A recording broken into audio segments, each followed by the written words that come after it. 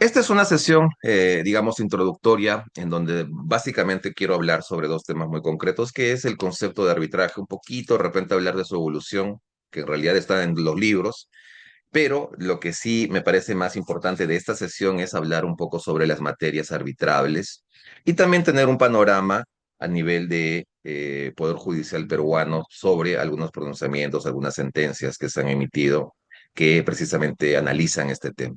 Voy a hablar, por ejemplo, de un caso sobre desalojo, en donde hay un cuestionamiento a si es materia arbitrable o no el lanzamiento propiamente, o algún malentendido que se ha dado a lo largo del proceso que ha generado precisamente este proceso judicial. También voy a hablar brevemente sobre un caso de contrataciones públicas que ha generado también este debate sobre, digamos, las materias arbitrables. Brevemente, yo sé que muchos de ustedes no necesariamente están familiarizados con el arbitraje, por eso están en este curso. Sí es importante, digamos, plantear algunas ideas sobre el arbitraje, ¿no? Miren, hace muchos años, y creo que esto ya no es así, por lo menos en Perú ya no es así, el arbitraje estaba en las mallas curriculares de las universidades dentro de un curso general que se llamaba Mecanismos Alternativos de Solución de Conflictos. De hecho, en muchos países ahora mismo se le conoce como un mecanismo alternativo. Pero en el Perú, desde hace muchos años, se ha generado normativamente la obligatoriedad de arbitrar todos los conflictos o un porcentaje importante de los conflictos en donde el Estado peruano sea parte. Me refiero fundamentalmente a materia de contrataciones públicas. Entonces, esta manera muy particular de regular del legislador y el Estado peruano, sin ninguna duda ha generado en el Perú un boom del arbitraje, ¿no? Yo estoy seguro, porque además he viajado a algunos países, y en ningún país se arbitra tanto como en el Perú. Y eso ha llevado también a que se generen espacios de debate y espacios de conocimiento en el Perú a través de la creación de distintas asociaciones, ¿no? Hay asociaciones muy importantes, por ejemplo, está Arbanza, que hace una semana generó un congreso, el primer congreso del año, con un lleno total, componentes de primer nivel. Está el IPA, ¿no? El Instituto Peruano de Arbitraje, que también tiene eventos durante todo el año. Y están otros círculos de estudio, círculos académicos, asociaciones incluso de estudiantes universitarios que han ido generando que el arbitraje pues sea realmente un tema del que hablar. Y a eso yo no le sumo los moods de arbitraje que existen. En Perú por lo menos tenemos mapeados por lo menos 5 moods de arbitraje bastante conocidos. Entonces, eso, sin ninguna duda, lo que hace es generar una corriente de opinión, de intercambio de ideas y de estudio del arbitraje propiamente, fuera del ejercicio profesional. Entonces, este tipo de cursos a mí y a nosotros nos permite entender, o por lo menos tener el primer acercamiento de qué es el arbitraje, de la mano de ponentes que ustedes van a ir conociendo en las siguientes sesiones.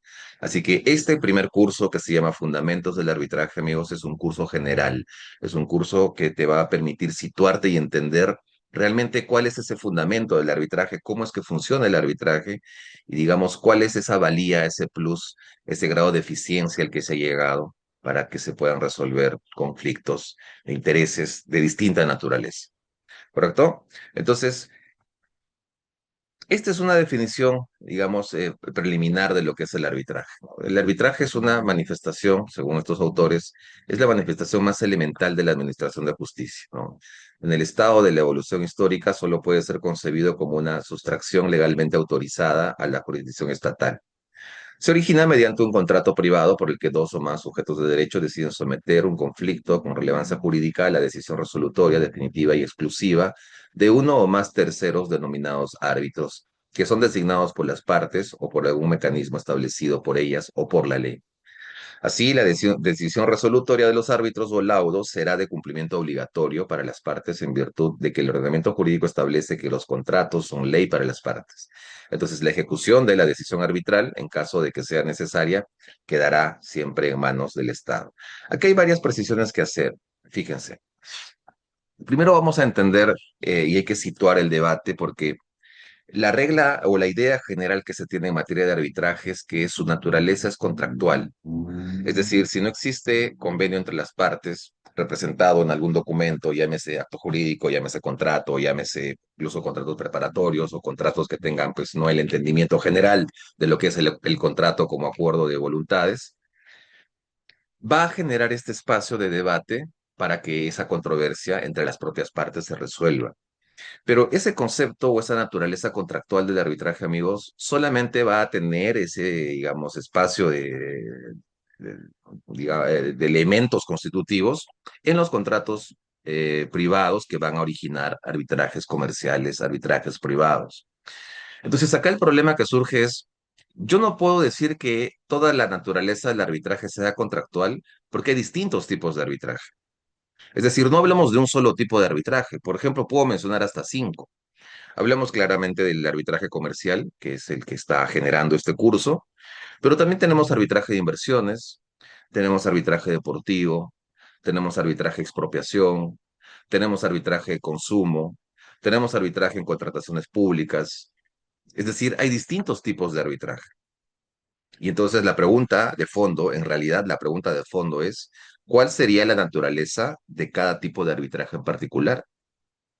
Por ejemplo, si es que nosotros hablamos de un arbitraje en contrataciones públicas, yo no puedo decir que ahí la naturaleza es contractual por una sencilla razón, porque el que quiere contratar con el Estado se somete a ese convenio arbitral que está contenido en el contrato. Entonces la pregunta que surge ahí, esa libertad de contratar que tiene el sujeto se ve parcialmente anulada, porque hay una imposición de una de las partes que hace que tú, cuando tengas algún conflicto con el Estado, necesariamente tengas que ir a un arbitraje. Y entonces ahí ese concepto contractualista del arbitraje cede ante esa realidad normativa.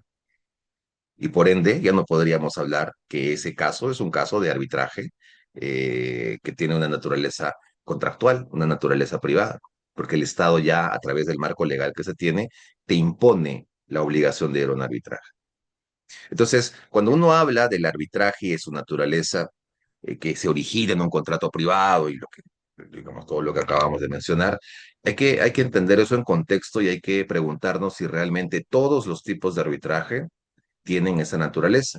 Y a mí me parece que no. Por ejemplo, ahora mismo en Perú, o desde hace algunos años, hay mucha información de que se está tratando de implementar un arbitraje de consumo.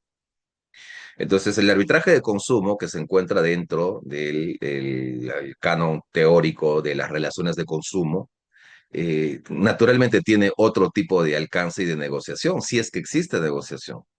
Porque recordamos que en el derecho del consumo hay una parte fuerte, que es el proveedor, y hay una parte débil, que es el consumidor. Y ese proveedor te impone el texto íntegro de su contrato, por eso se llaman los contratos por adhesión o las cláusulas generales de contratación, en donde ese consumidor no tiene ningún tipo de posibilidad de negociar. Y entonces, si se me anula la posibilidad de negociar, obviamente voy a salir del concepto de los contratos paritarios entendidos como aquellos en donde la negociación sí existe y las partes pueden ir perfilando el contenido de sus declaraciones a efectos de que se llegue a tener un contrato unificado que recoja la firma de ambas partes. Pero con los contratos de consumo no se tiene nada de eso. Simplemente, si quieres, consumes y si quieres, no consumes. Si quieres, compras tu ticket de aéreo en esta empresa y si quieres, no lo haces, ¿no? Por eso es que también en las relaciones de consumo cobra sentido este concepto de las llamadas cláusulas abusivas, las cláusulas vejatorias, las cláusulas leoninas. Porque hay una parte que te impone el texto íntegro de esas cláusulas y la otra parte solamente tiene que aceptar o negarlas.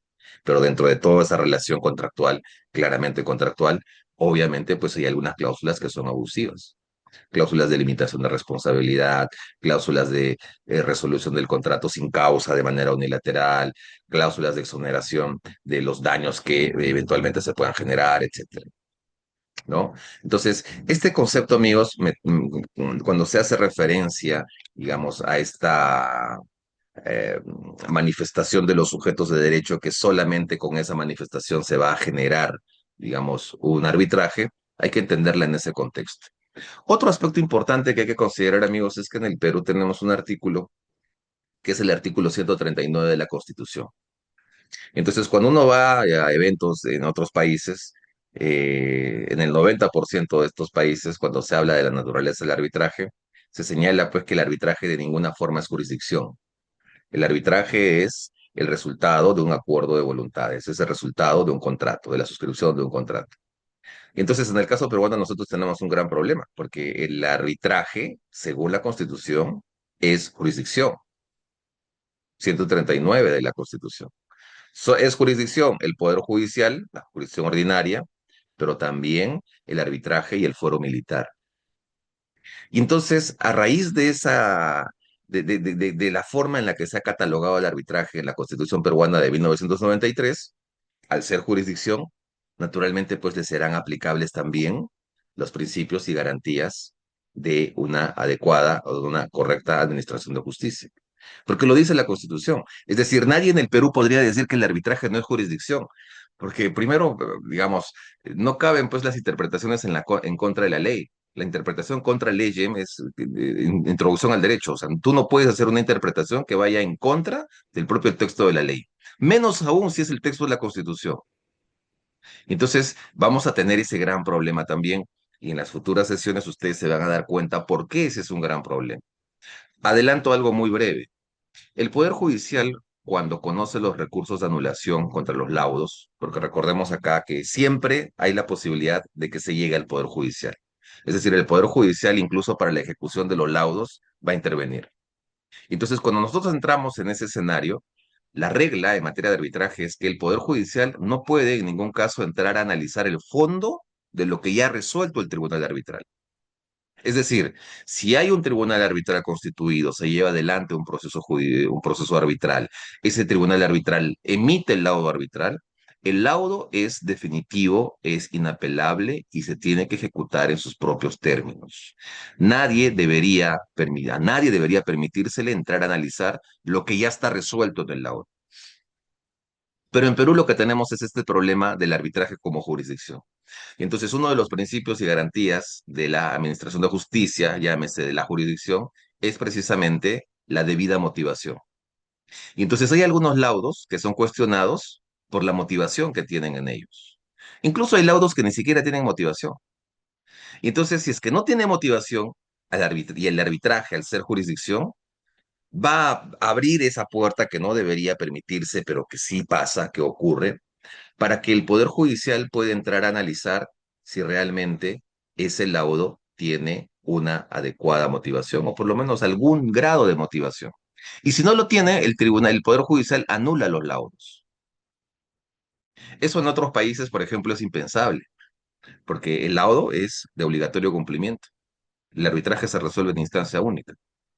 Entonces, si se permite al Poder Judicial analizar lo que ya resolvió un órgano competente, que es el Tribunal Arbitral, que tiene competencia para resolver el litis, pues estamos desvirtuando y desnaturalizando este mecanismo para resolver un conflicto, ¿no? Pero estoy seguro que sobre eso va, en las siguientes sesiones, el ponente que le toque este tema lo va a desarrollar de manera mucho más profunda. Y por último, sí, lo reitero también, el hecho de que el arbitraje pues tenga estas características, tenga este grado de eficiencia, de sofisticación, no evita que se pueda ir a un proceso de anulación del laudo arbitral, que es un proceso distinto al proceso que se ha pronunciado sobre el fondo y que está en manos del Poder Judicial, ¿no? El Poder Judicial tiene una labor garantista mínima y en ese sentido normativamente se le permite al Poder Judicial entrar a analizar estos pedidos de anulación del laudo, por regla general por aspectos estrictamente de forma, ¿no? Por ejemplo, no hay convenio arbitral, pero hay partes que tienen, pues, o mejor dicho, que no tienen ningún temor, se inventan un contrato que tiene un convenio arbitral, se va a un arbitraje, obviamente esa parte que ha creado todo esto gana el arbitraje y la parte que pierde tiene, pues, aún todavía la posibilidad de pedir la anulación de ese lado arbitral, porque no existe convenio arbitral y los casos son muchos, ¿no? Todo el tema del fraude ha generado mucha casuística respecto de este tema, ¿no? Porque en todos los casos necesitamos un convenio arbitral que permite entrar al arbitraje, ¿no? Sobre eso vamos a ir volviendo más adelante. Entonces, estas son algunas ideas preliminares, ¿de acuerdo? ¿Qué es el convenio arbitral? Un convenio arbitral está definido en la ley de arbitraje, amigos. Recordemos que a efectos de estas sesiones, el marco legal que yo voy a utilizar es el decreto legislativo 1071, que es la ley de arbitraje. Les vamos a enviar también un texto con las modificaciones que ha tenido esta norma. Y también les vamos a enviar la ley modelo UNCITRAL, La ley modelo UNCITRAL en materia de arbitraje ha generado en muchos países, en Sudamérica tiene muchos países que han recogido el texto de esa ley modelo UNCITRAL. La ley modelo UNCITRAL, que está dentro del concepto de soft law, recordemos que el soft law lo que hace es generar una serie de documentos eh, creados, elaborados por instituciones de gran reconocimiento internacional que además engloban, juntan, ¿no? Agrupan a los más grandes especialistas de esas materias. Entonces, al interior de estas comisiones se crean grupos de trabajo y estos grupos de trabajo cada cierto tiempo van emitiendo, ¿no? Algunos documentos que sirva para que esa figura en particular, en nuestro caso el arbitraje, pueda ir llevándose y generándose o generando un espacio de mayor eficiencia. En materia de arbitraje, por ejemplo, y esto es súper interesante, hay mucha información que se ha generado de estas instituciones. La IVA, por ejemplo, que es la International Bar Association, genera cada cierto tiempo algunos documentos que son súper, súper útiles. Por ejemplo, yo utilizo bastante este documento denominado o que regula el tema de los conflictos de interés, que va a evitar precisamente que los árbitros pues, puedan perder independencia y imparcialidad. Entonces, hay lineamientos, hay documentos también, por ejemplo, que sirven para el tema del interrogatorio a los testigos, o ahora mismo el uso de inteligencia artificial también está generando una serie de documentación que están siendo creadas por estas organizaciones, que entra nuevamente dentro de este concepto de soft law. Entonces, uno de los instrumentos más importantes en arbitraje es esta ley modelo UNCITRAL, que es una ley elaborada hace algunas décadas que ha originado que muchos países prácticamente copien esa ley y la lleven a su jurisdicción interna, a su marco legal interno, bajo estos principios y estos lineamientos que estas leyes modelo han generado. En materia contractual, por ejemplo, los principios UNIDROIT en materia de compraventa, en materia de contratación en general, son súper, súper útiles, súper utilizados, siempre están siendo mencionados. Incluso algunos MUDs están utilizando ese soft law para crear los casos de debate que va a convocar a los equipos de esas participaciones, de esos concursos de debate, ¿no? Entonces, no dejemos de lado, amigos, que tengamos claro que la ley de arbitraje peruana sigue a esta ley modelo UNCITRAL, que también la vamos a compartir al interno con ustedes. El convenio arbitral, ¿no? Constituye el acuerdo mediante el cual las partes optan por someter a arbitraje las controversias existentes o las que puedan surgir entre ellas vinculadas a una determinada relación jurídica, ya sea de naturaleza contractual o extracontractual, con independencia de que dichas controversias sean o no objeto de un proceso judicial. Acá es importante tener en cuenta algo. En la clase de convenio arbitral va a haber mucho más detalles sobre esto, pero solamente quiero quedarme y expresarles la siguiente idea. El hecho de que yo tenga un contrato que no tenga convenio arbitral no significa que nunca puede ir un arbitraje, ¿ok? Si un contrato no tiene un convenio arbitral, obviamente le van a hacer de aplicación a ese contrato las normas generales de la legislación en general, que en este caso peruano sería Código Procesal Civil. Las normas de competencia y jurisdicción se aplicarán a esa relación jurídica que esas dos partes tengan. Pero eso no significa que sí o sí yo tengo que ir a un proceso judicial si es que surge algún conflicto.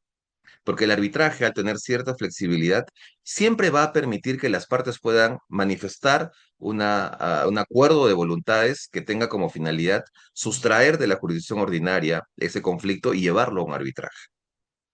De tal manera que si es que tengo un contrato sin convenio arbitral, no se crea que nunca puedo ir a un arbitraje, porque ese contrato en etapa de ejecución puede generar algún tipo de conflicto y las partes pueden decidir, eso sí siempre de manera conjunta, llevar ese conflicto que acaba de nacer a un arbitraje. ¿De acuerdo? Ahora, para que eso pase, hay distintas formas. Puedes celebrar una adenda. La adenda se va a incluir al contrato primigeniamente celebrado. Puede celebrarse un documento distinto a una adenda que tenga como único objetivo regular ese proceso de solución de conflictos a través de un arbitraje también. O incluso puede haber manifestaciones de voluntad tácitas. Es decir, surge el conflicto y yo de frente inicio el procedimiento arbitral, me voy a un centro de arbitraje, te corren traslado de la solicitud de ese arbitraje que yo he iniciado y tú respondes y asientes de manera tácita que el conflicto se va a resolver en ese centro de arbitraje. Es decir, no necesariamente pensemos en que debo tener en mi contrato mi convenio arbitral para entrar a un arbitraje. Hay distintas formas de poder entrar a un arbitraje. ¿Ok? La ley, el artículo 13, además del decreto legislativo, es importante tenerlo en cuenta porque, digamos, va a regular diversos supuestos de qué debe entenderse por convenio arbitral. Entonces, ese tema lo van a ver con mayor detalle más adelante, pero sí es importante hacer esta precisión inicial. Bien, vamos a algunas diferencias entre el arbitraje y el fuero ordinario, ¿no? El fuero ordinario, cuando hablo de fuero ordinario me refiero fundamentalmente a poder judicial, ¿correcto? Para que se me entienda bien. A ver, la base constitucional, la base legal, ¿no? El arbitraje es una manifestación del ejercicio de la función jurisdiccional, sin embargo, su fundamento inmediato radica en la autonomía de la voluntad privada. Son las partes quienes, en virtud de su libertad contractual, deciden excluir ciertas controversias del conocimiento de la jurisdicción estatal, es decir, del Poder Judicial, para someterlas a la decisión de un tribunal arbitral. En cambio, el fuero ordinario, el Poder Judicial ejerce la jurisdicción estatal en virtud de un mandato de naturaleza constitucional. Su competencia emana directamente del orden público y no se encuentra supeditada a la voluntad de las partes. Aún frente a la oposición del demandado, el Estado está facultado para imponer la resolución del conflicto a través del ejercicio de la función jurisdiccional. Otra diferencia, por ejemplo, en el tema del inicio del procedimiento también es bastante clara, ¿no? El arbitraje únicamente puede ponerse en marcha cuando media un convenio arbitral válido. En ausencia de este, el árbitro no cuenta con competencia para conocer la controversia. El consentimiento de las partes constituye un presupuesto esencial para la existencia del proceso. En cambio, el proceso ordinario se promueve mediante la interposición de una demanda ante el órgano jurisdiccional que resulte competente. No es necesaria la conformidad del demandado para la existencia del proceso. Es decir, es suficiente que quien se estime lesionado en su derecho solicite una tutela jurisdiccional. Es decir, puede irte de frente al Poder Judicial. ¿Quién decide? En el arbitraje la decisión corresponde a los árbitros, no son terceros que deben ser independientes e imparciales y están nombrados o son nombrados por las partes o por una institución arbitral. Su legitimidad se sustenta en la confianza que les otorgan los intervinientes y en su especialización sin integrar la estructura orgánica del Estado, ¿no? Cuando vean árbitro, del tema de los árbitros también van a entrar en mayor detalle esto. Miren, acá hay algo interesante, ¿ah? Este es un tema de tesis, por ejemplo. Hay un cuestionamiento muy fuerte que se hace a ese derecho que tienen las partes de designar a su propio árbitro. Porque si uno designa a su árbitro, puede ser una parte que tenga claridad conceptual y mental de lo que va a ir a litigar y diga, por ejemplo, de un tema de construcción, voy a elegir este árbitro porque tiene las mejores capacidades, el mejor conocimiento, tiene experiencia, tiene un CV impecable, ha trabajado en obra, ha escrito sobre la materia. Es decir, es un árbitro que está versado en este tema que yo voy a someter a su decisión. Entonces, como yo que estoy demandando tengo la razón, obviamente quiero contratar al mejor para que vea mi caso. Entonces, ese es el escenario ideal, es decir, designar a un árbitro que efectivamente cumpla pues con unos estándares mínimos de especialización, de tiempo, ¿no? De digamos, este recorrido profesional que haya podido tener.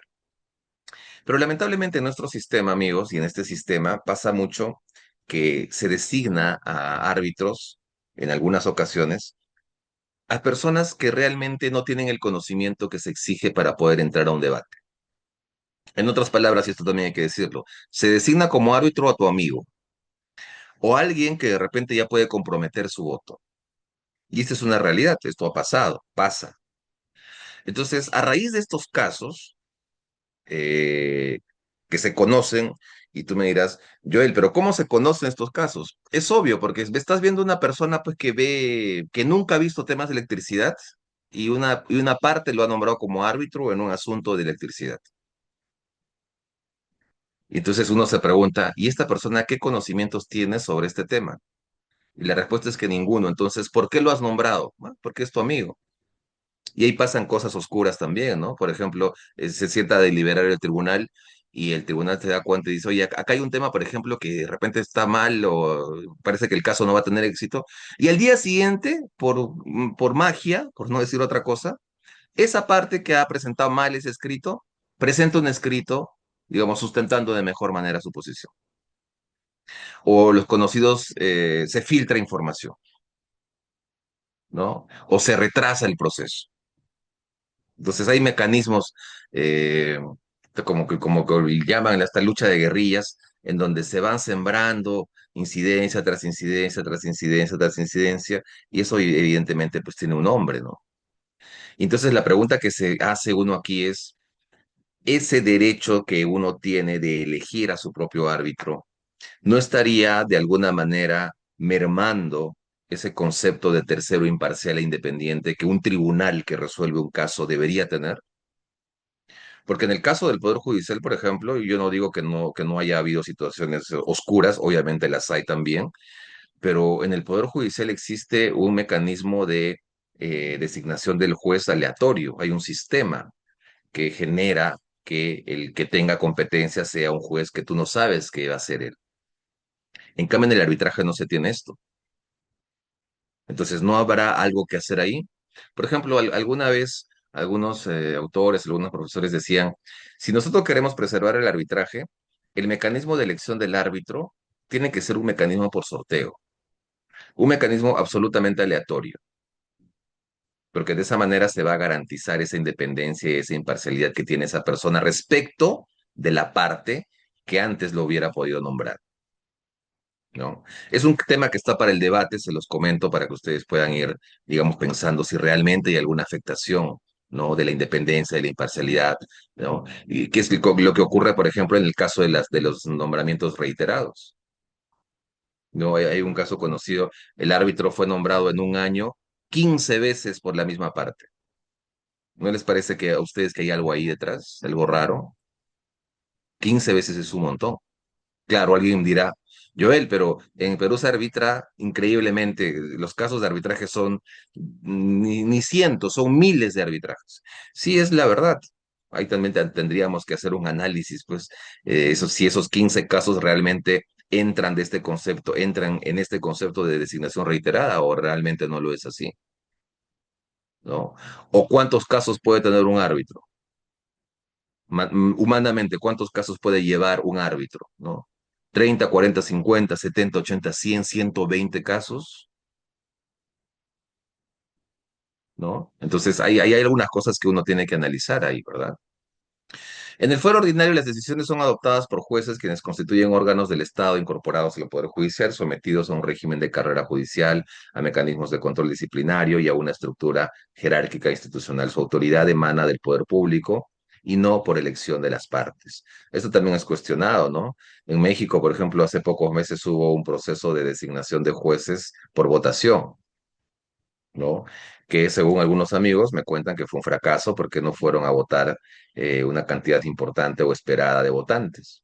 Entonces la pregunta que surge ahí es, oye, ¿está bien que se pueda elegir a los jueces por votación? ¿No debería ser toda una meritocracia? Yo creería que sí, ¿no? Pero hay otras latitudes donde tienen una idea diferente. En torno al alcance de la jurisdicción, el arbitraje se circunscribe como regla general a derechos de libre disposición y a cuestiones de contenido patrimonial.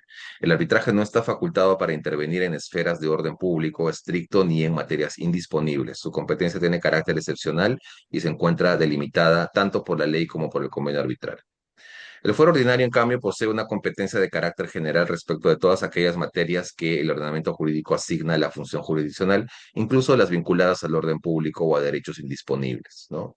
En España, hace algunos pocos años, se hablaba mucho, por ejemplo, de someter temas de familia al arbitraje.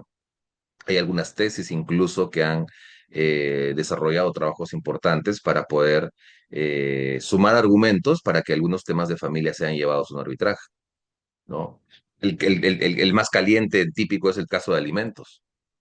Si es un tema de carácter patrimonial, ¿por qué no podía ir a un arbitraje?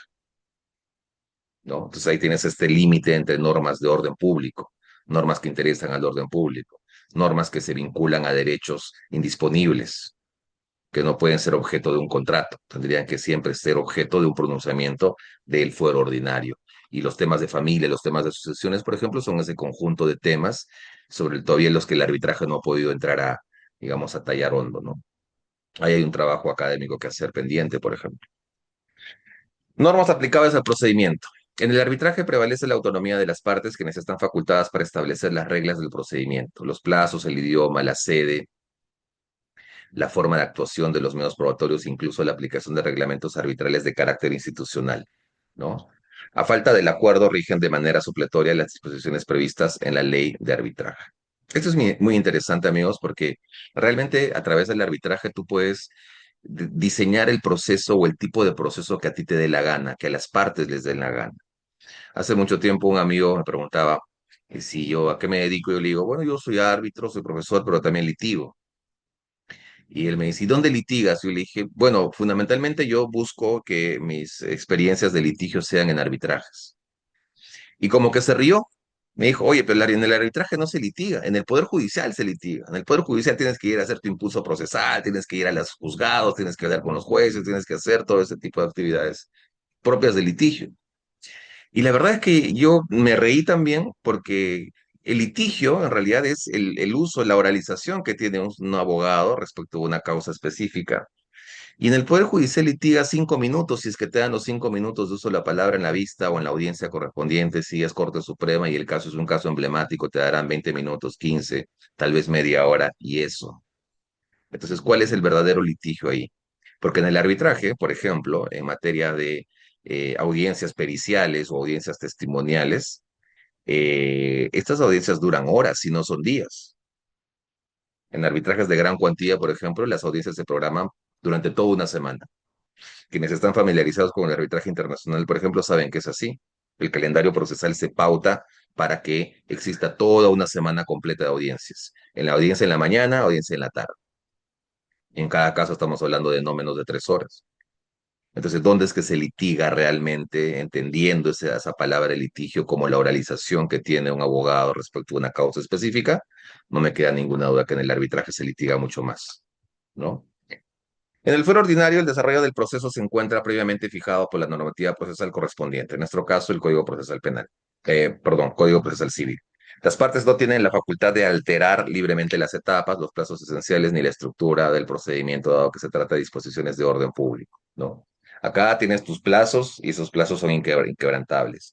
En el arbitraje tú puedes optar porque el tema de los escritos postulatorios se presenten dentro de 5 días, en casos de arbitraje acelerado, por ejemplo, o puedas tener amplio plazo para presentar demanda y contestación, 30, 45, hasta 60 días. En un caso yo vi que las partes se pusieron de acuerdo, 60 días para presentar demanda, 60 días para presentar contestación de la demanda o reconvención.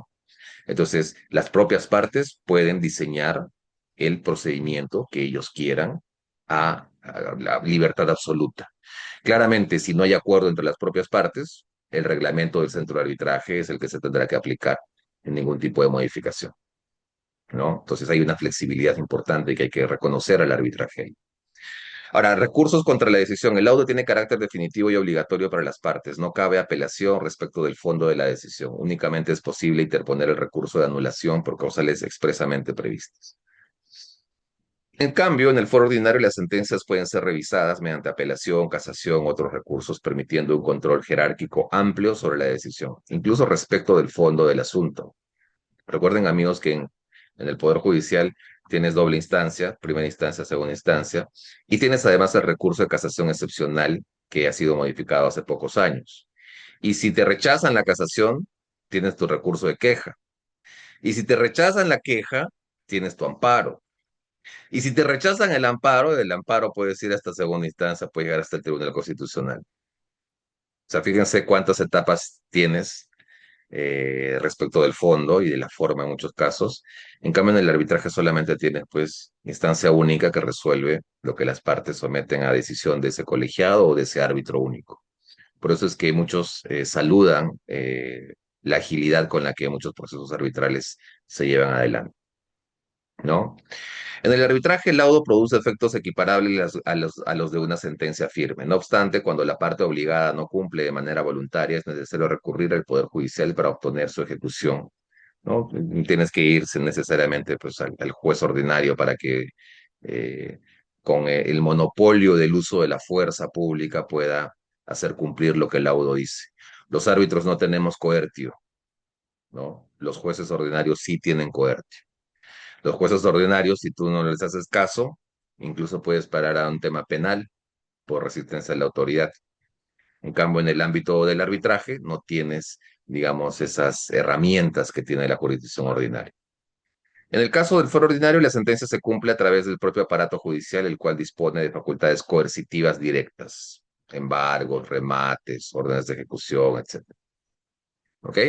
Bien, vamos al ámbito de aplicación. Mire, el ámbito de aplicación regulado en la ley de arbitraje es bastante claro. Dice, el presente decreto legislativo que regula el arbitraje se aplicará a los arbitrajes cuyo lugar se halle dentro del territorio peruano, sea el arbitraje de carácter nacional o internacional, sin perjuicio de lo establecido en tratados o acuerdos internacionales de los que el Perú sea parte o en leyes que contengan disposiciones especiales sobre arbitraje, en cuyo caso las normas de este decreto serán de aplicación supletoria.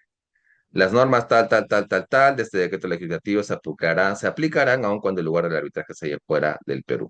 Este es el principio territorial, ¿no? De aplicación, el principio de territorialidad en la aplicación de las normas, ¿no? Que lo hemos estudiado todos en Introducción al Derecho. El inciso 1 establece el ámbito de aplicación de esta ley, precisando que sus disposiciones son aplicables a los arbitrajes cuyo lugar se encuentre dentro del territorio peruano, sea nacional o internacional el arbitraje que se tenga enfrente. Es preciso señalar que en doctrina diversos autores señalan que cuando la norma alude al lugar del arbitraje, debe entenderse técnicamente como la sede en la que se desarrollará el proceso arbitral, ¿no? Lo cual es una precisión por demás prudente que debemos siempre recordar. ¿Qué entendemos por sede? ¿No? Desde un enfoque terminológico, sede resulta jurídicamente más preciso que el lugar del arbitraje. No obstante, esta última palabra se ha venido empleando de manera habitual en la legislación, lo que permite una interpretación más flexible. Sede, mientras que sede, de su uso más restringido y con un sentido espacial más concreto, remite específicamente al edificio o instalación en que se realiza una actividad, como por ejemplo la sede o el lugar de, de una institución arbitral, ¿no? En cambio, el lugar se adapta mejor al arbitraje ad hoc, donde el árbitro puede llevar a cabo audiencias y pruebas dentro de una misma localidad sin que necesariamente exista una sede definida. Conclusión, en ambos casos hablamos de sinónimos, la práctica, los usos arbitrales nos llevan a esa conclusión. Ahora, ¿por qué es importante determinar la sede del arbitraje? Miren, esto no es un tema menor, amigos, fíjense. La importancia de la sede del arbitraje ha sido objeto de amplio debate al tratarse de uno de los temas que genera mayores discrepancias. En el trasfondo de esta discusión se advierten dos concepciones. Por un lado, el enfoque territorialista que otorga a la sede un rol central en la determinación y configuración del arbitraje. Y por otro lado, el enfoque universalista que concibe la sede únicamente como uno de los diversos criterios a considerar dentro del régimen arbitral. Por ejemplo, entonces una cláusula base que permite fijar una sede, ¿no? Las partes acuerdan que cualquier controversia, diferencia o reclamo que surja en relación con el presente contrato será sometida a arbitraje de derecho, el cual se regirá por lo dispuesto en el Decreto Legislativo 1071, teniendo como sede la ciudad de Lima, República del Perú, y siendo de carácter nacional, arbitraje nacional, ¿no? Es una referencia muy concreta para que no exista ningún tipo de discrepancia en torno a la sede. Ojo, es importante porque el decreto legislativo establece las normas aplicables a los arbitrajes cuyo lugar se encuentra en Perú. Sin embargo, su aplicación puede ceder frente a lo dispuesto en tratados o acuerdos internacionales de los que el Perú es parte, así como frente a leyes que contengan disposiciones especiales sobre arbitraje, en cuyo caso las normas de derecho legislativo se aplicarán de manera supletoria para cubrir los aspectos no regulados por dichas normas específicas. Ese tema de la aplicación, de la integración del marco legal a un caso específico es importantísimo. ¿Ok? Ámbito extraterritorial. Según el inciso 2 del artículo 1 de la ley de arbitraje, determinadas disposiciones de esa ley de arbitraje se aplican incluso cuando el arbitraje se desarrolla fuera del territorio peruano. Aunque la sede arbitral esté en otro país, esas normas específicas siguen siendo relevantes. En consecuencia, se trata de reglas que tienen una proyección extraterritorial limitada, orientadas a permitir la intervención, por ejemplo, de autoridades peruanas o a producir efectos jurídicos dentro del país, aun cuando el proceso arbitral tenga sede en el extranjero. Pregunta, ¿el inciso 2 del artículo 1 constituye una excepción al principio de territorialidad? Debemos señalar que el mismo sí es una excepción al principio de territorialidad, ya que los supuestos que en él se mencionan son aplicables a los arbitrajes que se hallen fuera del Perú. Por ejemplo, el tema de competencia en la colaboración y control judicial. Por ejemplo, el tema del contenido y forma del convenio arbitral. Por ejemplo, el tema de la extensión del convenio arbitral. Por ejemplo, el tema de la colaboración judicial. Por ejemplo, el de la ejecución de medidas cautelares dictadas por el tribunal arbitral. O, por ejemplo, también el tema del reconocimiento y ejecución de laudos extranjeros, ¿no? Sin duda van a ser temas que van a pues, ser la excepción a este principio de territorialidad que es ampliamente conocido. ¿Sí? A ver, hasta aquí voy a hacer un pequeño corte de 3 minutos porque hay algunas preguntas en el chat. Luego voy a retomar este tema de las materias susceptibles de ser arbitraje. A ver, hay algunas preguntas que quiero responder aquí de manera rápida. A ver, a ver. Eh, las clases van a ser publicadas en el canal de YouTube, así es, así es. No todas, pero esperamos que casi todas. A ver, a ver, a ver. Acá hay una referencia al arbitraje de conciencia. Miren, es importante esto. Hay, en la doctrina se ha llevado adelante la elaboración de distintas clasificaciones del arbitraje. ¿Ok? Muchas clasificaciones del arbitraje. Una de esas clasificaciones radica en base a qué se va a resolver el fondo del conflicto. Entonces, en esa primera clasificación se tiene el arbitraje de derecho y el arbitraje de conciencia. Ese también es un tema interesante de estudio, ¿ah? Fíjense. El arbitraje de derecho, para que se resuelva el fondo del conflicto, tiene que aplicar derecho, tiene que aplicar un marco legal que esté vigente y que le sea vinculante hacia las partes. ¿Correcto? En cambio, hay algunos casos que se denominan y se encuadran dentro de lo que se conoce el arbitraje de conciencia. Es decir, es un tipo de arbitraje con los mismos efectos, con la misma validez, con el mismo alcance, pero que su solución no radica en el derecho, sino radica en lo que se conoce como el leal saber y entender de ese tribunal arbitral. Algunos autores lo llaman sentido común, algunos autores lo llaman máximas de la experiencia. ¿Ok? Entonces, esos laudos, cuando se explican, no aplican derecho. Profesor, ¿para qué casos, por ejemplo? Por ejemplo, hay algunas controversias en materia de construcción en donde el lenguaje es estrictamente técnico. Es decir, el lenguaje lo entienden los ingenieros que están inmersos en esa ejecución de esa obra. Y el derecho no aparece ni casualidad. Entonces, algunos contratos regulan en sus cláusulas de solución de controversias que el arbitraje va a ser un arbitraje de conciencia, en donde el derecho no se va a aplicar. Y claro, cuando uno está frente a un arbitraje de conciencia, la idea general es que el tribunal arbitral o el que vaya a resolver ese conflicto no sea abogado. Porque si me vas a poner como siendo abogado a ese tribunal, es inevitable que yo vaya a invocar el derecho, porque estoy formado en derecho. Entonces, normalmente, en los casos de arbitraje de conciencia, lo que se busca o lo que las partes buscan es designar como árbitro a personas que no tengan ningún tipo de acercamiento ni influencia del derecho, sino que más bien vayan a resolver el conflicto bajo estipulaciones, bajo lineamientos estrictamente técnicos. Temas de electricidad, temas de hidrocarburos, temas de ejecución de obra de gran complejidad, por ejemplo, en muchos casos tienen ese tipo de solución de esos conflictos. ¿Ok? Esa precisión nada más sobre el arbitraje de conciencia. Ahora, ¿se permite eso, por ejemplo, en materia de contrataciones públicas en el Perú? El arbitraje tiene que ser de derecho siempre, ¿no? Antes, con la ley de arbitraje primigenia se decía, si es que el contrato no dice si es un arbitraje de derecho o un arbitraje de conciencia, se entiende que es un arbitraje de conciencia, lo cual era equivocado porque eso trajo muchos problemas.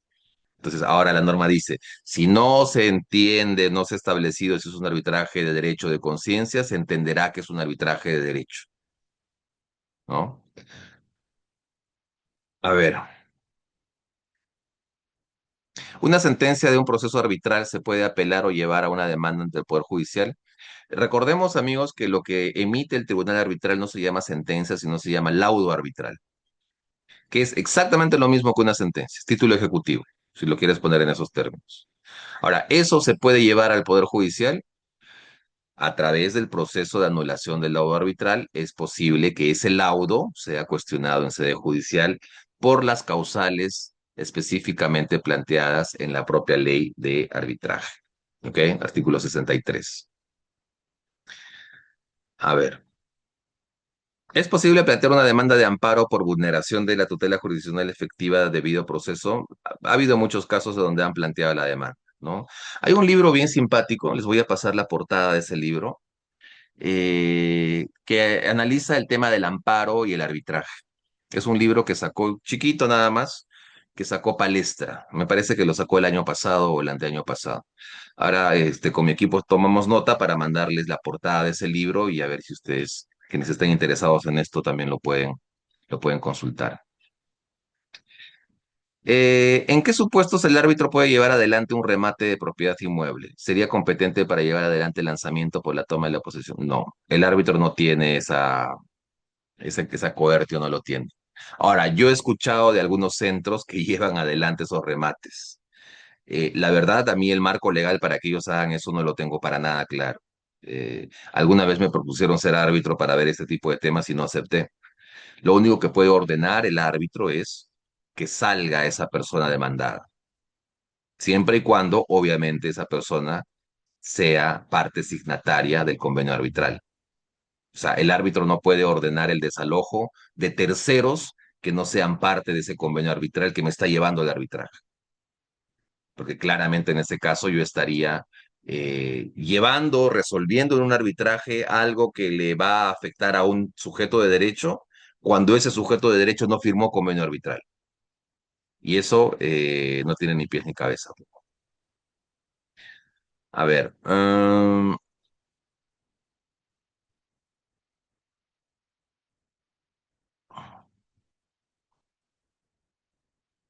había mencionado que aunque en el contrato original no había convenio arbitral, se podía celebrar un convenio posterior para justamente establecer el arbitraje como mecanismo para resolver la controversia. Entonces, por el principio pro arbitri, no le daría validez a ese convenio arbitral llevado a cabo posteriormente al contrato. Claro, digamos, yo lo he explicado en los términos de una adenda, ¿no? Recuerden que la adenda es parte del contrato primigeniamente celebrado. Entonces, si las partes celebran una adenda en donde se acuerda ir a un arbitraje, esa adenda es parte integrante del contrato primigenio. Ahora, si es otro tipo de contrato que no se llama adenda, pero que las partes vinculan al contrato primigenio, también, en virtud de este principio que tú mencionas, debería haber arbitraje también. Las diapositivas sí las vamos a compartir. Gracias, Marlon, desde El Salvador. Gracias por conectarte. Eh, ¿Cuál es la diferencia entre un árbitro y un perito? A ver, el árbitro es la persona natural que resuelve y que tiene competencia para resolver un conflicto de intereses, emitiendo un laudo que tiene autoridad de cosa juzgada, emitiendo un laudo que tiene esa naturaleza de ser título ejecutivo. Es decir, tú agarras tu laudo y lo puedes llevar al Poder Judicial para que lo ejecute. En cambio, el perito tiene más otro tipo de actuación enfocada en la producción de algún medio probatorio que se vaya a evaluar de manera conjunta con todos los otros medios de prueba presentados en un arbitraje. El perito es un experto. Recuerden que hay peritos de distinta naturaleza. Por ejemplo, en arbitrajes internacionales hay muchos peritos legales, peritos expertos en derecho peruano. Entonces, son abogados, sí, pero no dejan de ser peritos también porque tienen una actuación delimitada a la explicación y al desarrollo de determinado marco legal local. También hay peritos en infraestructura, hay peritos economistas en proyección de daños, hay peritos médicos en materia de negligencias con intervenciones quirúrgicas, por ejemplo. O sea, son dos figuras completamente distintas, ¿no? Si el arbitraje es en el fondo acuerdo de voluntad, autonomía privada, pero en materia de contrataciones con el Estado el arbitraje es obligatorio, independientemente de lo bueno o malo de dicha regulación, ¿no es contradictorio lo normado por la ley de contratación pública respecto al arbitraje obligatorio? Sí, esa era una idea que yo soltaba al inicio, pues, ¿no? Hay una anulación ahí en materia de contratación pública, hay una anulación de la posibilidad de negociar que tiene una de las partes.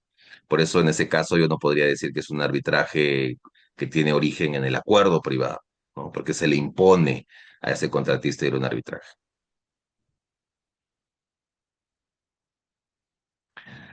A ver, acá hay una pregunta que no le entiendo, tal vez puedes reformular, César. Dice, ¿cómo se relaciona el derecho internacional privado en materia de arbitraje? Recuerda tus clases básicas de, por ejemplo, los factores de conexión, ¿no? O la aplicación normativa sobre el fondo del conflicto. Entonces, yo siempre digo, quien quiere ver arbitraje internacional privado, es súper, súper importante que pueda llevar clases y que pueda formarse también en derecho internacional privado. Es súper útil. La Academia de La Haya, por ejemplo, todos los años tiene cursos de verano y cursos de invierno de 30 días, dura un mes, en estos temas, en derecho internacional público y derecho internacional privado. Así que lo recomiendo muchísimo. Em, ¿El arbitraje sería considerado como una rama típica que se ejerce en el Perú o considera que dentro del mismo hay un mundo de posibilidades que aún puede incluirse e implementar? No, el arbitraje en el Perú ha ganado una importancia que ha rebasado cualquier tipo de análisis teórico que se haya realizado fuera. El Perú es como es una ave rara en materia de arbitraje. Es una ave rara, gracias al arbitraje en contrataciones públicas. ¿Ok? Bien. A ver, hay tres preguntas más y seguimos. A ver, un segundo. ¿Resolver en equidad es solo posible para temas de fondo, también para cuestiones de jurisdicción? Bueno, depende de lo que las partes puedan plantear. Si hay acuerdo de las partes en ese sentido, al ser un mecanismo privado, digamos, lo tendría, ¿no? Es cierto, Camilo, porque el artículo 28.3, ¿no? de la ley modelo hace referencia a la equidad que tiene que pactarse de forma expresa, pero solo hace referencia al fondo. Si no está prohibido para la forma, podrías hacerlo a través de un pacto expreso, ¿no? En un arbitraje de derecho acorde a la ley 30-22-25, una de las partes no cumplió con presentar la demanda en el plazo específico. Fue por eso que el centro de arbitraje emitió el archivo del proceso. No obstante, la parte que no presentó su demanda a tiempo volvió a plantear la demanda, teniendo como respuesta de otra parte una excepción por caducidad de plazo para presentar el arbitraje, laudando el árbitro admitir y declarar fundada la caducidad. La pregunta es, ¿puede la parte vencida, pedir la anulación del arbitraje porque no se desarrolló el arbitraje alegando falta de motivación, aún sabiendo que no presentaron su demanda en el plazo establecido? Puede hacerlo, puede hacerlo. Y como siempre se puede pedir anulación, siempre puedes plantearlo. De ahí a que te den la razón o de ahí que tengas argumento, eso es otra cosa. Pero ese derecho de acción lo tiene siempre. El principio de separabilidad es aplicable a un arbitraje internacional. Y yo creo que el principio de separabilidad rige para todos los tipos de arbitraje, ¿no? Separabilidad, entiendo que te refieres a la separabilidad de convenio arbitral. Yo creo que sí es aplicable. Eh, si en, si en la cláusula arbitral del contrato de obra se consignan centros de arbitraje, pero el contratista o la entidad deciden optar por otro, ¿se podría subsanar ello mediante adendas? Sí, sí.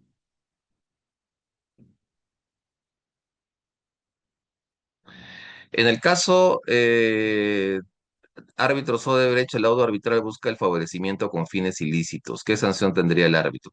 Bueno, me parece, pues, Henry, que hay un proceso judicial sobre ese tema, ¿no? Hay un grupo de árbitros que está siendo imputado por ese tipo de delitos, ¿no? Sin ninguna duda, ese caso va a ser el leading case, ¿no? Va a ser el leading case en materia de, eh, digamos, cómo es que la corrupción al entrar al arbitraje hace que se genere pues este otro espacio de debate para ver cuál es el grado de responsabilidad que tienen los árbitros. Recordemos, amigos, que el artículo 32 de la ley de arbitraje peruana regula la responsabilidad de los árbitros, pero el problema con ese artículo es que no dice qué tipo de responsabilidad es.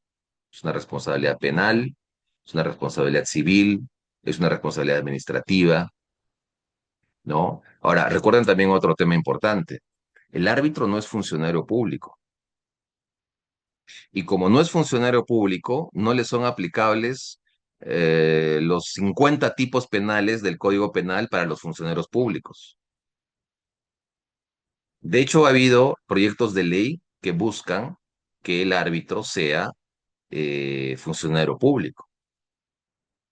Si alguna vez ese proyecto se aplicase, Armío, se aceptara, yo les aseguro, no tengo temor a equivocarme, que el 95% de árbitros dejaría de ser árbitro, porque te caerían denuncias de todo tipo, incluso denuncias con absoluta mala fe.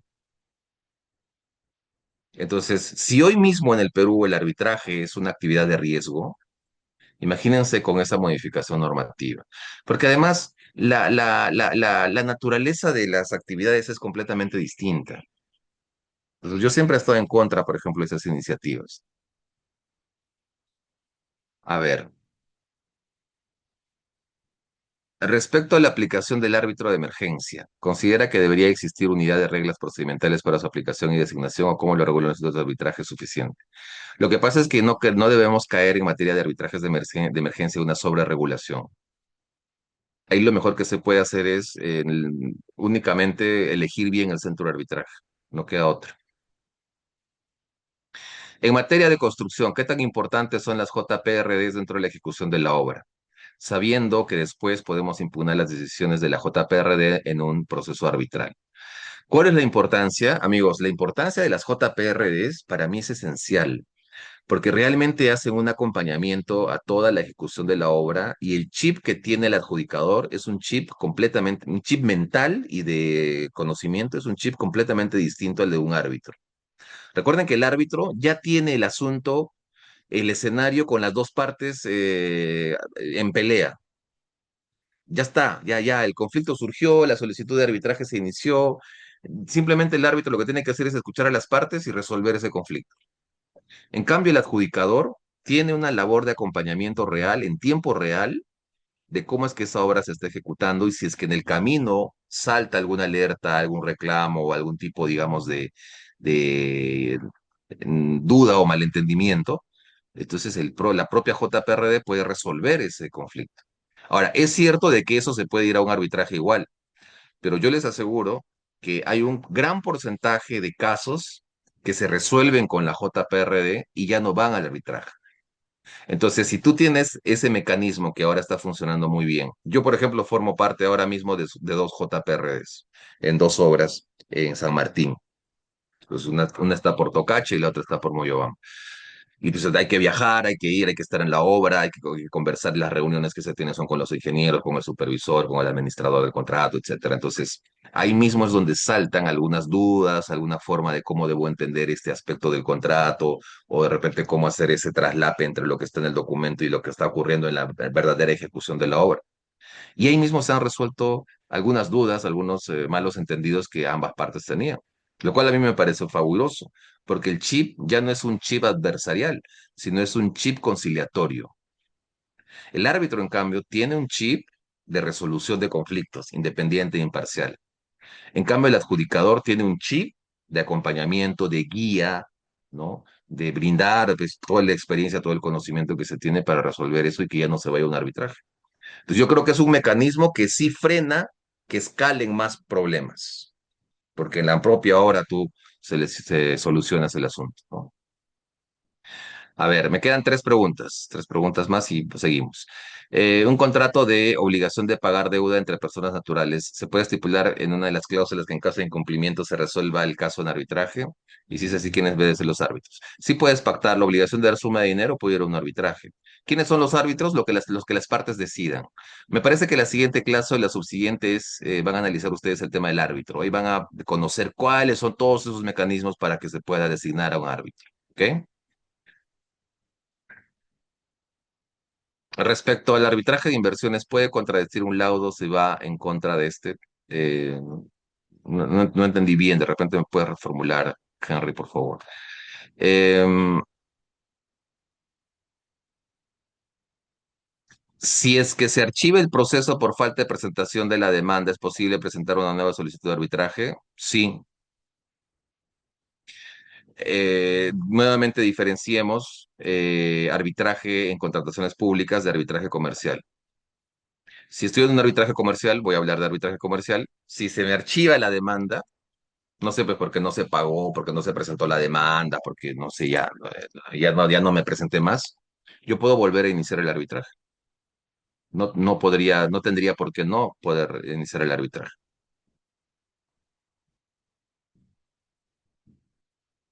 No hay estadísticas, Jean-Pierre, sobre el tema de las JPRDs, no, o por lo menos yo no la conozco, pero sé que ha limitado en un porcentaje importante el tema de los litigios arbitrales.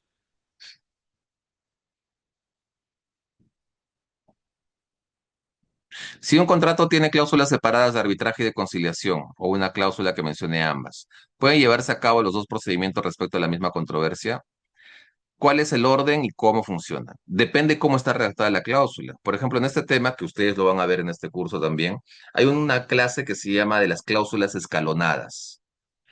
Las cláusulas escalonadas son aquellas que van a pactar procedimientos previos hasta llegar al arbitraje. Por ejemplo, si existe algún conflicto, las partes entrarán en un trato de negociación directa por 15 días. Ese es el primer escalón, ¿no? Luego la misma cláusula dice, en caso de que no se resuelva el conflicto en el trato directo, podrán entrar a una conciliación por el lapso de 15 días. Ese es el segundo escalón de esa cláusula escalonada. Y luego dice, en caso de que no hayan podido resolver su conflicto por conciliación, podrán ir a un arbitraje. Y te da pues otros 15 días de repente para que puedas iniciar el arbitraje, ¿no? Entonces va a depender cómo está regulada esa cláusula escalonada, pero si es posible mezclar todo en una sola cláusula, sí. Una excepción a la falta de acuerdo de voluntades del arbitraje es también el arbitraje de consumo, podría profundizar. No es una ausencia de voluntad, sino lo que se procura en este tipo de casos es que el conflicto se pueda resolver de manera pronta. Recuerden que tienes la jurisdicción administrativa, ¿no? O el fuero administrativo ante Indecopi para plantear algún tipo de reclamo, pero en materia de, digamos, los daños que tú puedas pedir como consumidor, si tienes arbitraje, podría funcionar de una manera mucho más eficiente que ir al Poder Judicial, porque estás discutiendo un resarcimiento que se te tiene que hacer. ¿Podría hablarnos sobre la aplicación supletoria del Código Procesal Civil en el proceso arbitral? El caso de las excepciones, por ejemplo. Amigos, el caso de a ver, partamos por esta premisa. El Código Procesal Civil no se aplica de manera supletoria al arbitraje. El arbitraje es algo completamente distinto al Código Procesal Civil. El chip procesalista que se tiene, si quieren ver arbitraje, elimínenlo. ¿Ok? Sáquenselo de la cabeza. Son cosas completamente diferentes, ¿no? Y por sus propias características incluso. Así que no hay aplicación supletoria del Código Procesal Civil. Lo que sí existe es una aplicación supletoria de algunos conceptos procesales. No estoy hablando de normas, estoy hablando de conceptos. Por ejemplo, claro caso, las excepciones. Excepción de falta de legitimidad para obrar, excepción de litispendencia, pero como concepto, no como norma. ¿Ok?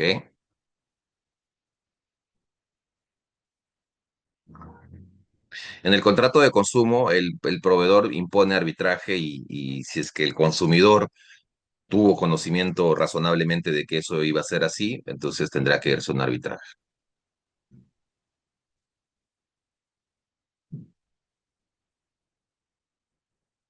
En el caso, esta es la penúltima pregunta, en el caso de los archivos de los casos, sobre todo en materia de contrataciones, ¿no aplica el plazo de caducidad establecido en la ley? Sí, por supuesto que sí. Plazo de caducidad 30 días, chao.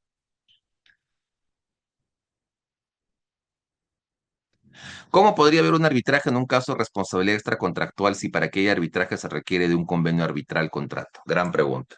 Imagínate, Hans, que yo te atropello. Estás andando por tu bicicleta, por acá por la Javier Prado, por donde yo vivo, 2 de mayo con la avenida Arequipa, yo te atropello. Te llevo al hospital, te atiendo y tú me quieres demandar daños y perjuicios. Entonces en ese momento te digo, Hans, firmemos un convenio para que ese debate sobre los daños y perjuicios que tú me quieres reclamar lo resolvamos en un arbitraje. Es mucho más rápido. Entonces ahí tienes un claro ejemplo en donde, pese a que hay responsabilidad extracontractual, se puede ir a un arbitraje. ¿Ok?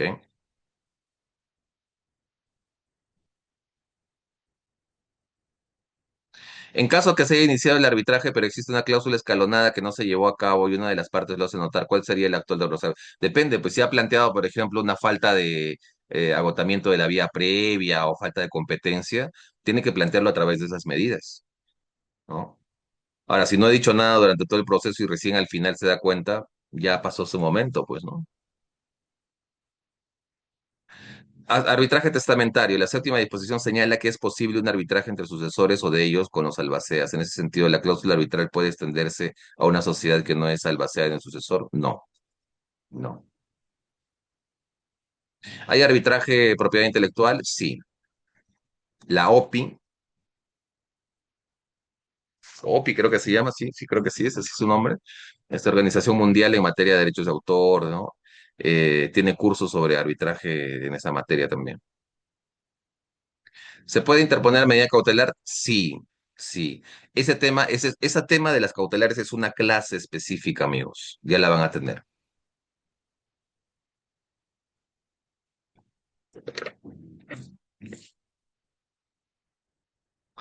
La sede arbitral en un arbitraje internacional no tiene influencia con la normativa aplicable, no determina de una manera dejarlo. Sí, claro que sí. Por eso decía y hacía referencia que la sede puede estar en Perú, pero el arbitraje puede ser internacional o al revés. ¿Se puede pedir la nulidad de parte en un laudo arbitral, más no en todo el laudo? Sí, sí. Bien, seguimos. Seguimos, miren que ya van a ser las 9 y se me ha pasado esto, ¿no? Pueden someterse a arbitraje las controversias sobre materias de libre disposición conforme al derecho, así como aquellas que la ley o los tratados o acuerdos internacionales autoricen. Cuando el arbitraje sea internacional y una de las partes sea un Estado o una sociedad, organización o empresa controlada por un Estado, esa parte no podrá invocar las prerrogativas. Este es un tema muy, muy, muy importante, amigos, fíjense. Eh, el inciso uno del artículo se refiere a lo que se conoce como arbitrabilidad objetiva, ¿ok? Esto es a la determinación de las materias que pueden ser sometidas a arbitraje. Para tal propósito, al igual que la ley anterior, se adopta el criterio fundamental de la libre disponibilidad de ese derecho, siguiendo una orientación que también es compartida por diversas legislaciones. ¿Qué tipo de materias pueden someterse válidamente y cuáles están excluidas? Solo pueden someterse a arbitraje aquellas que se encuentran bajo la libre disposición de las partes, quedando excluidas las cuestiones reguladas por normas imperativas o aquellos ámbitos que el ordenamiento jurídico ha reservado expresamente fuera del arbitraje. ¿Qué entonces se debe entender por libre disponibilidad? La libre disponibilidad en el doble alcance al que se hace referencia implica que las partes no solo deben tener la facultad de disponer libremente de la materia objeto del arbitraje, sino también la libertad de optar por el arbitraje como mecanismo de solución de la controversia. Ello supone que dicho medio no se encuentre legalmente restringido, como ocurriría si una norma específica, por ejemplo, del ámbito mercantil, prohibiera expresamente acudir al arbitraje. En tal supuesto, el Estado estaría excluyendo la arbitrabilidad de determinadas materias al imponer la jurisdicción estatal como la única vía posible para resolver ciertos tipos de conflictos, ¿no? Ante la ausencia de una enumeración de la ley, ¿en qué casos una materia es susceptible de arbitraje? ¿No? Acá vamos a algunos casos prácticos, amigos, con eso terminaríamos la sesión de hoy. Fíjense, ¿ah? Incumplimiento de contratos. Estos son los hechos. La empresa X celebró un contrato de suministro con Y para la entrega de 500 tableros eléctricos destinados a un proyecto inmobiliario. El plazo de entrega vencía el 30 de mayo de 2025 y el precio total pactado fue de 450.000 soles, habiéndose pagado un adelanto del 40%. Llegada la fecha acordada, el proveedor solo entregó 200 unidades, alegando problemas logísticos con su proveedor extranjero. El saldo fue entregado 41 días después, lo que ocasionó un evidente retraso, ¿no? Eh, penalidades contractuales con terceros, etcétera. La compradora sostuvo que el incumplimiento afectó gravemente el cronograma del proyecto. El contrato contenía cláusula penal por mora y un convenio arbitral para resolver controversias. La compradora exige el pago de la penalidad por el retraso y una indemnización. El proveedor, por su parte, alega que el retraso no le es imputable y cuestiona el monto reclamado. Entonces acá la pregunta es, ¿la controversia sobre penalidades de indemnización por retraso en la entrega de bienes constituye una materia de libre disposición susceptible de arbitraje? La respuesta es sí, es una materia susceptible de que sea sometida a un arbitraje. Miren, el conflicto tiene su origen en un contrato de suministro, es decir, en una relación jurídica de carácter civil, comercial y naturaleza patrimonial. Se trata de derechos con contenido económico como pago, penalidades, indemnización, que son plenamente disponibles por las partes. La controversia se centra en un incumplimiento contractual, concretamente en la demora de la entrega de bienes. Las partes incorporaron en el contrato convenio arbitral mediante el cual expresaron su voluntad de apartarse de la jurisdicción ordinaria. En consecuencia, concurren los dos presupuestos esenciales. Uno, la existencia de materia arbitrable y dos, un convenio, un acuerdo arbitral válido. Otro caso. La empresa X contrató a Producciones Audiovisuales para la instalación de equipos de sonido y pantallas LED en un congreso empresarial. El contrato establecía que el servicio debía estar operativo el 10 de agosto e incluía una cláusula arbitral de controversias. La empresa contratista no culminó la instalación, lo que impidió el normal desarrollo de la inauguración y generó cancelaciones de patrocinadores. Como consecuencia, la organizadora sufrió pérdidas por 120.000 y la afectación a su imagen. La empresa afectada solicitó una indemnización por daños por incumplimiento contractual imputable. Sostiene que existía una obligación de resultado expresamente pactada. Contratista alegra que el retraso obedeció a fallas técnicas imprevistas. Pregunta: ¿la pretensión de indemnización por daños derivados de un incumplimiento constituye materia de libre disposición? La respuesta es que sí. La respuesta es que sí. Nuevamente volvemos a lo mismo. Requisitos: existencia de una materia susceptible de ser llevada a un arbitraje y dos, un acuerdo arbitral válido entre las partes. ¿Ok? Controversias derivadas de un contrato de arrendamiento vinculadas a un desalojo. A ver. La señora X dio en arrendamiento Importaciones Y un local ubicado en tal zona de Lima para uso exclusivo como tienda de electrodomésticos. Contrato a 2 años, renta mensual 15.500 soles, incluyó convenio arbitral. A partir de junio de 2025, la empresa arrendataria dejó de pagar 3 mensualidades consecutivas, pese a continuar ocupando el inmueble. La arrendadora cursó cartas notariales requiriendo el pago y la desocupación, advirtiendo la resolución del contrato por incumplimiento. Sin embargo, la empresa no regularizó la deuda ni entregó el local. La arrendadora solicitó una resolución del contrato, desalojo del inmueble y el pago de rentas devengadas. Sostiene que el incumplimiento es grave y continuado. La arrendataria alega además dificultades económicas y pide un plazo para ponerse al día, que es un clásico, ¿no? Cuando tienes el arrendatario que te pide un plazo porque no tengo plata, es muy difícil que en realidad en algún momento vaya a pagar, ¿no? Pregunta: ¿nos encontramos ante una materia de libre disposición que permita acudir al arbitraje como mecanismo de solución de controversias? La respuesta es que sí, pero quiero que entiendan acá la consideración adicional. Dicen: la controversia se origina en un contrato de arrendamiento, esto es, una relación jurídica de naturaleza patrimonial entre sujetos que tienen la facultad de disponer libremente de sus derechos. El incumplimiento invocado, consistente en el no pago de las rentas y la ocupación indebida, posee contenido económico y se desprende directamente del vínculo contractual, por lo que se ubica dentro de las materias susceptibles de ser sometidas a arbitraje. Las partes incorporaron un convenio arbitral expreso mediante el cual manifiestan su voluntad de cualquier controversia será resuelta por arbitraje. Entonces, en aplicación del principio de autonomía de la voluntad, las controversias relativas al contrato, cobro de rentas, más la indemnización, en todos los casos estamos hablando de contenido patrimonial, pueden ser tramitadas en la vía arbitral. Otro caso: la restitución del bien arrendado enfrenta límites prácticos o legales cuando es dispuesta mediante el laudo arbitral. Acá hay un tema, ¿no? Dice: la doctrina señala una limitación relevante en materia de desalojo arbitral. El convenio arbitral produce efectos únicamente entre las partes que lo suscribieron, principio de relatividad contractual, de modo que su eficacia no se extiende a terceros. Si un ocupante distinto al arrendatario se encuentra en el inmueble, éste no estaría obligado a someterse al arbitraje porque no ha firmado convenio arbitral. En tal escenario, el laudo podría declarar la resolución del contrato y las obligaciones del arrendatario, pero la restitución material del bien frente a terceros podría requerir otros mecanismos. En este caso, tendrías que ir al Poder Judicial para reclamarla, lo cual evidencia un límite práctico del arbitraje en este tipo de controversias, ¿no? Por eso, cuando yo asesoro en materia de redacción de contratos de arrendamiento y mi cliente es el arrendador, yo en ningún caso le propongo poner arbitraje, porque ese arrendatario con el que firmamos el contrato puede meter a terceros al inmueble. Y luego yo voy a entrar a un arbitraje, voy a ganar el arbitraje, y cuando quiera ir al Poder Judicial y el juez ordene el lanzamiento, se aparece un tercero que nunca ha firmado convenio arbitral, que nunca ha firmado contrato. Y ese tercero va a decir, sí, ¿a quién buscan? No, no, tenemos órdenes de desalojo. Ya, pero yo no he firmado ese contrato. Y si yo no he firmado ese contrato, ese convenio arbitral no me es aplicable. Y si no me es aplicable, lo que dice ese laudo tampoco me es aplicable a mí. Entonces no existe una orden real frente a mí para que yo pueda desalojar el bien. Entonces se tendrá que iniciar un proceso judicial, ¿no? Lamentablemente. Y esto además, amigos, está noticiado en muchos reportajes. Cada 6 meses, 8 meses hay el reportaje de una señora, de un señor adulto mayor que tiene un inquilino que no le paga y está años en el inmueble.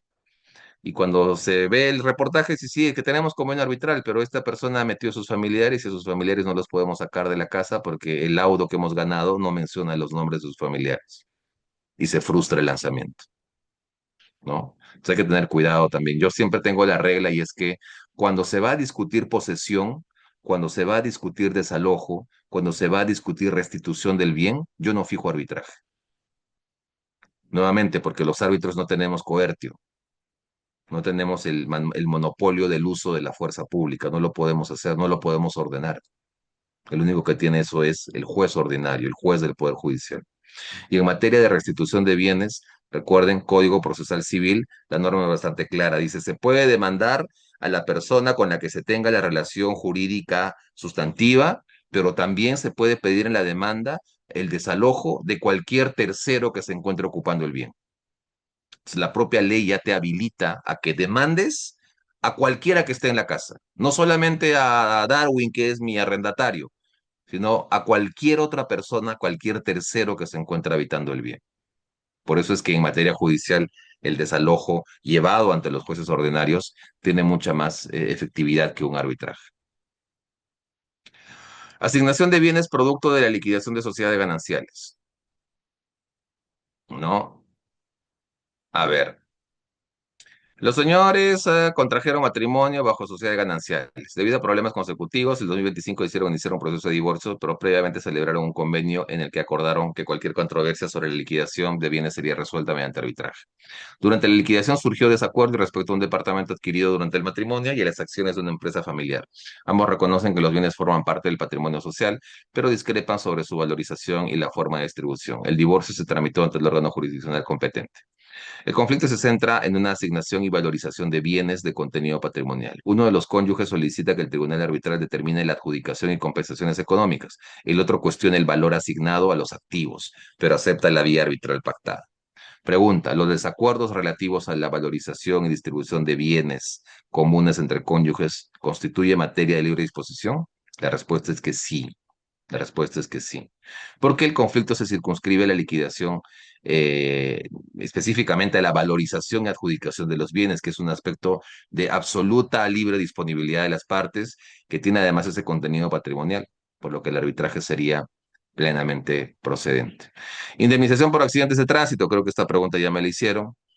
La pregunta que hacen es, ¿la pretensión de indemnización por daños y perjuicios de naturaleza extracontractual constituye una materia de libre disposición? La respuesta es que sí, justamente por lo que dije hace unos minutos, ¿no? Porque estamos hablando de dinero, libre disponibilidad, contenido patrimonial. Y además, si es que las partes tienen convenio arbitral que acuerdan, oye, este tema de la indemnización lo llevamos a un arbitraje, ya tienes los elementos que claramente permiten que eso sea viable. Incumplimiento de contrataciones del Estado. La pregunta es, ¿por qué la controversia contractual entre el Ministerio y X es pasible de someterse a arbitraje conforme a la normativa penal vigente? El caso planteado es pasible de someterse a arbitraje porque la controversia deriva del incumplimiento de obligaciones contractuales y de la solicitud de ampliación de plazo, cuestiones que tienen naturaleza patrimonial que además deben ir a un arbitraje. Asimismo, el contrato contiene convenio arbitral válido mediante el cual las partes acordaron someter a arbitraje cualquier conflicto relacionado con la ejecución del cumplimiento, ¿no? Ante la ausencia de una numeración expresa en el decreto legislativo, en qué casos una materia no es susceptible de arbitraje. No es susceptible de arbitraje. Aquí hay algunos casos. Por ejemplo, cuestiones que atentan contra la moral o las normas de la moral o las buenas costumbres, ¿no? Los señores X y Y firmaron un contrato por el cual Fernando financiaba la producción y difusión de videos sexuales explícitos en redes sociales, comprometiéndose la chica a generar contenido audiovisual con fines comerciales. El contrato incluía una cláusula arbitral para resolver conflictos. Durante la ejecución surgieron desacuerdos sobre la selección de actores, escenas, etcétera. Fernando solicitó arbitraje para obligar a Gabriela a producir ciertos contenidos, mientras Gabriela defendía su derecho a decidir libremente la forma del material. Pregunta. ¿La existencia de un convenio arbitral permite que un tribunal arbitral conozca controversias vinculadas a obligaciones de contenido ilícito y moral? ¿No? Acá claramente, amigos, la respuesta es que no, ¿verdad? No tiene un contenido patrimonial, no tiene, digamos, esos requisitos de libre disponibilidad que normalmente se tiene, ¿no? O se pide. Aunque exista convenio arbitral válido, la autonomía de la voluntad tiene límites. No es posible someter a arbitraje actos ilícitos o inmorales, ya que la ley únicamente permite arbitrar materias legalmente disponibles de naturaleza patrimonial. Se protege el interés público, evitando que un tribunal regule conductas. Por tanto, aun cuando las partes deciden someter a controversia arbitraje, el asunto es no arbitrable. Reclamaciones referidas a delitos o faltas tampoco es materia arbitrable, ¿no? ¿Puede un tribunal arbitral conocer y pronunciarse sobre la responsabilidad penal de una persona en virtud de un convenio arbitral? Son cosas que no es materia susceptible de que sea sometida a arbitraje. La capacidad de las personas tampoco es materia, ¿no? La existencia de un convenio arbitral permite que un tribunal arbitral resuelva conflictos sobre adopción y aspectos del cuidado personal de un menor. No, no tiene ese contenido patrimonial, no es de libre disponibilidad, por ende, el arbitraje no es viable. Controversias referidas a la libre competencia, ¿no? Puede someterse obligatoriamente a arbitraje una controversia derivada de una relación de consumo cuando la cláusula arbitral fue impuesta, tampoco se puede ir a un arbitraje, ¿no? Acá el tema en materia de consumidor, amigos, es un poquito más especializado. Así que hay la intervención del INDECOPI, que claramente es un filtro para que puedan llevarse adelante la ejecución real de algunas cláusulas de los contratos de consumo, ¿no? En este caso, no es viable. Bien, a ver, hay algunas preguntas, así que resolvemos estas preguntas y con eso concluiríamos esta sesión. A ver, permítanme leer, creo que hay tres preguntas más. En caso se inician dos procesos arbitrales en sedes diferentes sobre materias diferentes, pero con los mismos sujetos procesales y el mismo contrato en controversia, ¿en cuál de las sedes se llevará el proceso? ¿Prima el que inició primero el arbitraje o es posible que se desarrolle en cada sede de manera independiente? A ver, la regla, amigos, es que si se ha iniciado dos procesos respecto de un mismo contrato, asumirá competencia el tribunal que se haya constituido en primer lugar. O sea, el primer caso debería ser el que manda. Y a ese caso deberían acumularse las otras pretensiones. Esa es una respuesta. La otra alternativa es que estemos en presencia de lo que se conoce como la consolidación de los arbitrajes. Es decir, uno absorbe al otro. El primero absorbe al segundo, por un tema de tiempo, ¿no? Pero sí es viable que eso pueda ocurrir. Tengo entendido que el árbitro puede solicitar auxilio judicial, sí, pero no para ejecutar laudos. Por ejemplo, ¿cuándo se puede pedir auxilio judicial? Por ejemplo, en algunas diligencias que se tengan que hacer fuera de una audiencia. Una inspección, de repente el lugar es agreste y de repente necesita pues un apoyo de la policía incluso. Entonces ahí el tribunal arbitral le pide al Poder Judicial, dame auxilio judicial. Bien, creo que ya no hay preguntas, así que eh, vamos a dar por concluida esta primera sesión.